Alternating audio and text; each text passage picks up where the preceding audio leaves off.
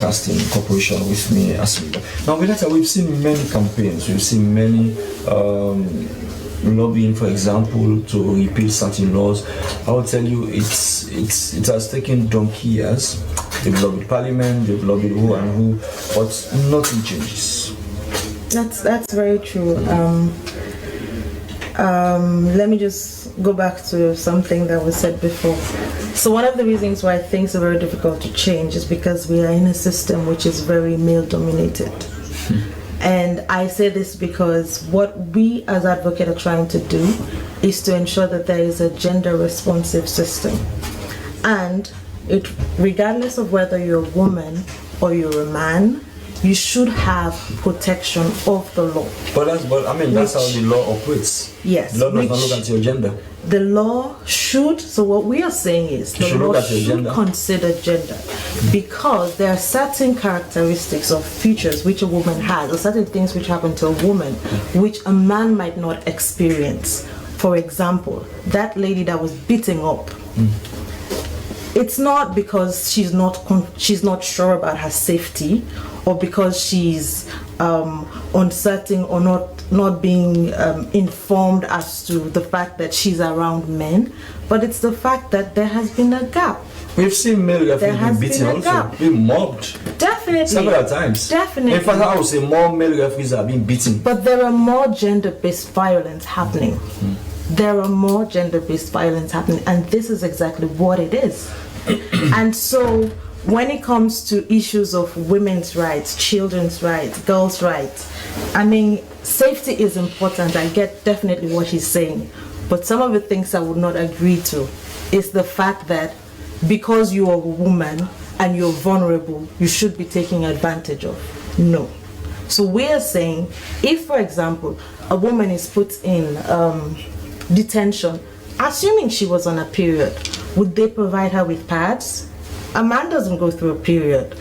He doesn't need it. So we're looking at a gender-responsive system. You have to look at it from the lens. So how do such women cope if organizations like yours and also Prison Watch do not go to the prison and give sanitary pads to women? It's a challenge. It's definitely a challenge, and it's heartbreaking for me, because I always picture myself, what if? It's nice to walk outside and feel the freedom of everything, but what if one day something happens? And so that is why the work that Advocate is doing is so important. And yes, it's very difficult for laws to be changed. Very, very difficult, because the process is just long. And sometimes even when you feel you're at the final stage, everything backfires and you go back to zero. But we are really, really strongly hoping. How much work have you done? So far we've done a lot. We've drafted a bill which we are to present to members of Parliament. So we've done a lot with that. We've done review. We've done a retreat with law reform. Like I said, we've been to prison with the stakeholders as well. We've engaged the affected people. So we are hoping that once we get through this phase, we would be able to get a positive outcome where those laws would be repealed or decriminalized or declassified. So that's what we're hoping. Thank you, Willetta. Augustine, before you leave us, what do you think is the future for radio? Like I said, the radio will still remain the most trusted source of information. And one of the things we are also envisaging is the fact that people will now move from this analog form of transmitting to the digitalized form, because there has been some transformation around information access. You are not just going to be where you are for the rest of your life. People have grown past where you are, and you also need to move with trends. So I'm sure people are moving bit by bit. Okay, what about feeding the beasts? Normal, as you say in journalism. Say, feeding the radio, feeding the news, the news listeners. Exactly. So on that note, we've also been capacitating journalists on how to report professionally, and and to bring in what is actually called news to their media outlets that has to be broadcast. So on that note, we will still continue training journalists, and quite recently we trained about 200 journalists on professional reporting of the elections, which ended last year. So it is something we continue doing as a reform coordinating group. We continue to train journalists, we continue to provide capacity building opportunities for them so that they can know what to do and what not to do. Okay, thank you very much, Augustine James, who is the head of programs of MRC. Thank you very much for joining us. The program is Podium. Let me come to you, Dr. Mbawa. One of the stance of the ASA is that whatever degree is awarded, let's say for example maybe a few weeks from now, congregation is held and degrees are awarded, certificates and what have you. Are you saying those degrees are not going to be recognized? They will not be legitimate. So let us make it very clear. Yeah, very precise also that. But it is not ASA that confers degrees. So you cannot determine the degree awarding body of the university is the university court headed by the chancellor. The chancellor is said to be dissolved. So who has the legitimacy now to award the degree? So are you guys going to court for interpretation? We might go to court for interpretation. It's a possibility. Yeah. It's a possibility if His Excellency does not intervene to resolve this matter. Ultimatum? We are not giving an ultimatum yet, but it's an option. What we are looking here is the stage in where we find ourselves. We don't want to legitimize something that is already not legitimate. For anybody to be awarded a degree, it has to be through a university court. If you dissolve that university court and you delegate the mandate of the university court, for which provisions are not made for in the act to delegate, okay, because they would have said in the absence of the court, a committee shall be formed. That if there are provisions in the act like that, we can accept it, but that provision does not exist in the act. Maybe that was something they left out. But going forward, if anybody who has gone through 4 years of university knows the crowd, knows the spirit of convocation, are you not only sending a message? No, it's not. I graduated from the University of Sierra Leone.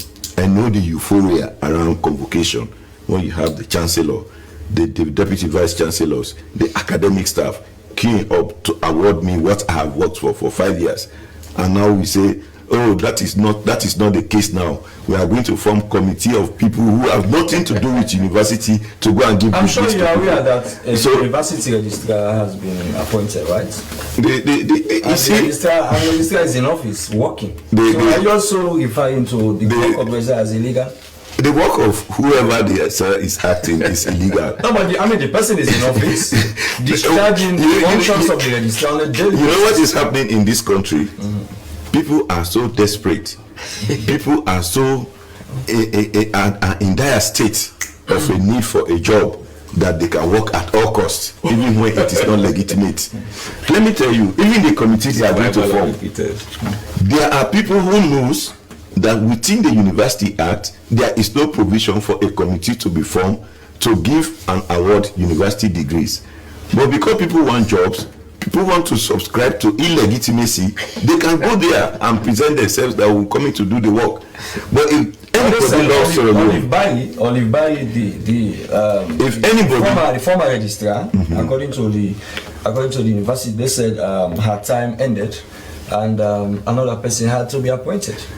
That is. So what is a coincidence or not? If her time ended, go to the relevant sections of the court which tells you that any member of the university administration has to be appointed by the university court, not by the ministry. So the ministry do not have the legitimacy to appoint even somebody, whether it's acting, who appointed Olive Bayi when she assumed office? The university court. The university court. The ministry can just endorse, but it is the university court that we have to go through. Had made some appointment, but nobody shouted. No, we don't have that on record.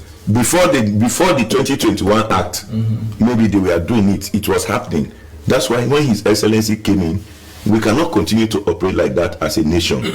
We have to look at best practice in the sub-region and beyond. Let us change the University Act. I will exit as Chancellor and make the university autonomous to operate on their own. Okay. With that act, anything you do outside of that act is not legitimate. Appointing deputy registrar, appointing director of finance is all within the act. These are statutory provisions. And they are working. Right? They are working. They are working. They are signing documents with no legitimacy. If you go now to the university, let me tell you the work they are doing. Let me tell you, because people don't understand when they say they are working. All the letters they are signing is not legitimate. People don't look at we. I'll come to it. Let me go to my final. You see, Heroes Magazine Awards is set to organize award ceremony where various honors are going to be given to individuals who have distinguished themselves in various fields. In the studio to tell us more about that, we have Joseph Kanu, who is a member of the Heroes Magazine. Welcome to the program, Joseph. Yeah, thank you. Tell us more about this year's Heroes Magazine Award. Before I tell you about the award, let me go back to the foundation of the Heroes. I don't think we have much time, so Okay. I think it's better you go to You the will manage it. Okay, well, the Heroes Magazine will be having an award ceremony, but not only an award ceremony, it's 3-in-1 award, a dinner, and the launch of the magazine itself. Okay. Yes. So what does the magazine stand for? Well, the magazine is a mixed bag. The magazine doesn't focus on a single aspect only, because most times we have a magazine that is focusing, most of the magazine that we are seeing, they are focused, some of them are focused on maybe on fashion, or some they have their own different content. Some are focusing on fashion, some are focusing on sport, some are focusing. So what's your niche? Ours is mixed bag. We take a look at them all. That's our priority. So, like for instance, we take a look at politics, take a look at business, take a look at fashion, take a look at education, and all of you, everything is there. That's why I said earlier on, it's a mixed bag. So on the 15th, we are going to have a grand occasion for the media for us to be seen as a well-organized institution, which is legitimized by the Independent Media Commission Act, IMC. Yeah, well, if IMC had not legitimized, you would have existed. I know, sir. They're existing because IMC gives you the license. Yes, because my senior colleague here was talking about legitimacy. No, nobody has questioned legitimacy. Okay. Yes. So I want people to see the greatness from the youth, because the Heroes Magazine, from the CEO to each and every member within the Heroes Magazine, we are all of that youth. So tell us about the awards. Who is going to go home with an award? Right now, I don't want to let the cat out of the bag. Okay, what are the categories? We have different categories, and Take us through some of them. some of the categories which are, we have best business institution, we have best media practitioner, we have best we have the marketing sector, we have best marketing institution, digital, we have the best, Go on. we have the best in terms of business tycoons. We pick them up. We have best So how do you determine who is best? For example, when it comes to the media landscape, how do you determine this is the best media practitioner? For example, you go to the financial sector to say this bank is the best bank, this is the best legal practitioner, and this is the best medical doctor, and what have you. How do you determine that best? Yes, we have done our background research. We did Vox Pop, and we did some interviews with the customers. For example, like the financial institution, let's say the banking institution, we went around. We have a team that which I too was there. I was one of the members who did the Vox Pop, who went around, and everything is done. We did legally, yes. Everyone that is going to be having, each and every institution or member that will be having this let me say the award. Are these awards being paid for? It's no. Because it's in Sierra Leone to the people who write They will a write it. letter to say, Mr. Ba, you have been nominated to receive an award on blah blah blah. And the next day comes another letter to say, well, you have to give so and so amount of money. No, they are not paid for. They merited it. It's a meritorious award. Yes, it's a meritorious one. They merit the award. Okay. And it will take place at this bank complex. Okay. Doors will be open at 6 p.m. And all of you guys are invited. Is it free? No, it's not free. it's not free. Okay. No.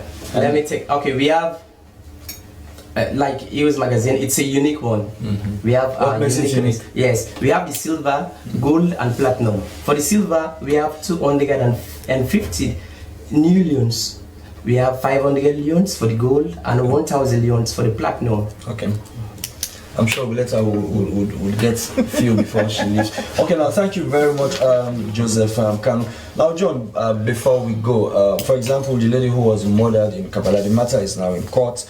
Most of these matters normally go to court, and the court does what it's supposed to do: look into the matter and hands down judgment. Yes, we're looking forward to justice happening for Sandabari. All our voices are crying for that. Women in Falaba and Kwenadugu demonstrated in the township of Kabbalah, and we appreciated them, we backed them, we supported them. Outside Kabbalah and Falaba, we are doing our best here to ensure that the perpetrators are brought to justice, and not just the lead perpetrator, but all others associated with the incident, but not just Kabbalah. We're even looking forward to the victims of those FGM girls, to see how best government can address it properly. I understand the president has taken some moves, but just again, as I was saying, we need security consciousness in all of these things to put kind of procedures for initiation. This need to be modernized in a way that we can avoid in future those occurrences. But I mean, that's not a new call. That's a call that. Well, I don't think it's being put into practice. That's the point. It's not being put into practice. I think there must be some kind of consequences if you fail to adhere to certain practices, just like we have in the IMC. We have rules and modules and regulations. It's not as simple as you have. Well, I know, but I think there must be a step towards practicing that. Once they take a step towards practicing that, the safetyness aspect of it is what we're trying to talking about. Then they can able to avoid all of these problems. No, but I mean, those who are engaged in the act have been discouraged to initiate girls below 18. Well, that's one of the things they must adhere to. For example, quite recently, I spoke with my daughter, who is now approaching her 16s, about FGM for the first time, just to kind of gauge her opinion, what she thinks about. Did she know about what FGM is? Well, yes, she understands now what FGM is, So that's the kind of thing I'm talking about, that those SOEs and parents and authorities must actually come to terms agreeing that a girl has to be, allowed to give her own consent before ever she goes into initiation. Children don't consent. Adults do. Well, adults have to consent before giving, their own. Outside that, what they call the age of consent, 18 plus. Yeah. Well, that's what I'm saying. And equally so, I think measures also to be taken to improve security around footballing matters, because what happened to that woman was so awful that nobody would like to see that happening. Just as Madam was saying, these things are not new, they keep happening, but when they happen to a woman, it creates more tensions than male. So we normally feel for them, and this is the reason why we are calling for security consciousness around gender issues. Thank you very much, John Kroma. Dr. Bawa, as we go, how long do you think this protracted battle is going to last between the university and by the way, is it the whole university? They say university of what is whole about it? When you say university of there is no whole about it. Do you know why I asked that question? Last week I hosted Dr. Tonia Musa. He said, well, he speaks for the university for now. He's a legitimate spokesman. He's not a university spokesman. The person who held that position they said they fired him. No, they cannot fire somebody. The person who held that position before that, James Tambalebi, was fired. James Tambalebi, as far as we know, was not fired. He's a legitimate person for the university. No, let's be very clear. The university, under the vice chancellor and principal, appointed James Tambalebi. They came in with an illegitimate vice chancellor. Professor Lawrence Cameron? Yes, that was not legitimate. And then they said he resigned on Monday and they fired Tambalebi on Tuesday. So who has the legitimacy to fire him? There was no deputy, there was no vice chancellor. So who fired Tambalebi?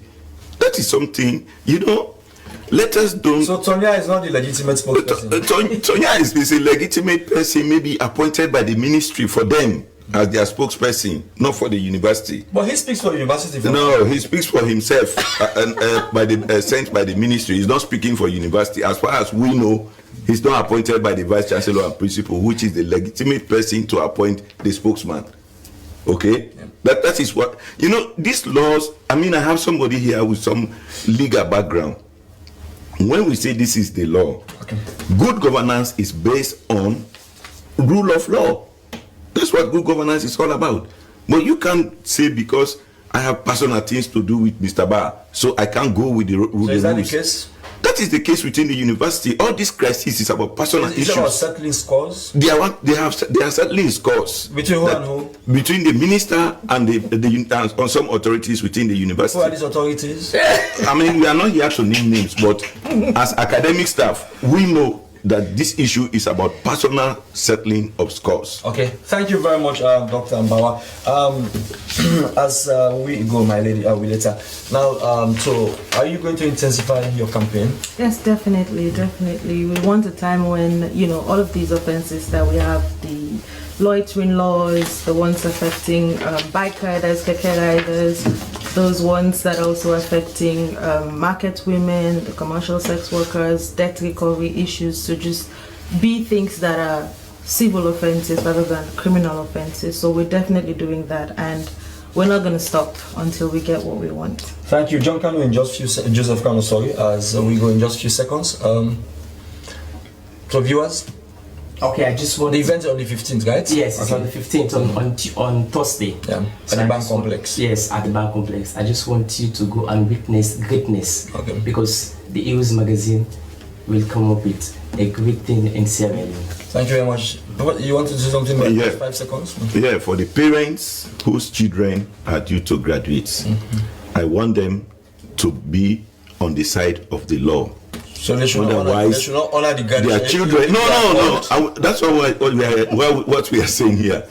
We are in a society wherein some people will begin to point fingers at those children who are going to graduate under a committee. So if they are called to graduation, they should not honor the graduation. It is up to them, but their university degrees will not be legitimate if it is not done by the chancellor. It is not ASA that determines. No. If it is not done by the chancellor, we are not saying it's by ASA. Very good. So ASA does not have the legitimacy. We don't have the legitimacy. Degree is valid or not. But we have right to inform people. That is beyond the power. We have right to inform people to say that it is only the chancellor of the university that has the powers to confer degrees. Thank you very much, Dr. Mbawa, Abdulkarim Mbawa, who is the president of the Academic Staff Association of the University of Sierra Leone. That's how we say goodbye. Thanks to all my guests. On behalf of all of